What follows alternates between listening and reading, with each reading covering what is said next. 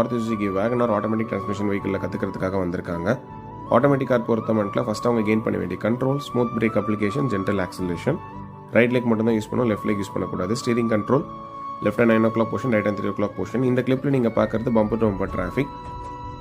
இதில் அவங்ககிட்ட நான் சொல்லியிருக்கிற கான்செப்ட் சேஃப் டிஸ்டன்ஸ் மெயின்டெனன்ஸ். முன்னாடி போகிற வெஹிக்கிளுக்கு ஒரு சேஃப் டிஸ்டன்ஸ்லேயே மூவ் பண்ணுங்கள். அந்த வெஹிக்கிளோட நம்பர் பிளேட் தெரியிற இடத்துலேயே ட்ராவல் பண்ணுங்கள். முன்னாடி இருக்கிற வெஹிக்கிளோட ரியர் டெயில் லைட் எரிஞ்சதுன்னா நீங்கள் முன்னாடியே ஸ்லோ பண்ணிக்கோங்க.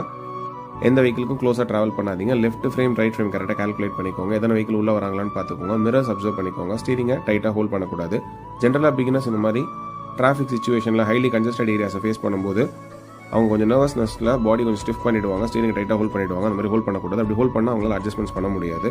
அதே மாதிரி லெஃப்ட்டில் தானே வெஹிக்கிள் ஸ்டாப் பண்ணியிருந்தாங்க அப்படின்னா அந்த வெஹிக்கிளுக்கு க்ளோஸாக போய் கட் பண்ணால் முன்னாடியே அந்த வெஹிக்கிளோட ஃப்ரேம் தெரியிற இடத்துல நம்ம வெளில வந்துடணும். அப்படி வரும்போது right mirror front right mirror சைமல்டேனியஸாக பார்க்கணும். உதாரணத்துக்கு இப்போ இந்த லெஃப்ட் சைடில் ஒரு ஆட்டோ இருக்காரு. இந்த ஆட்டோட ஃபுல் ஃப்ரேம் தெரியிற இடத்துல நம்ம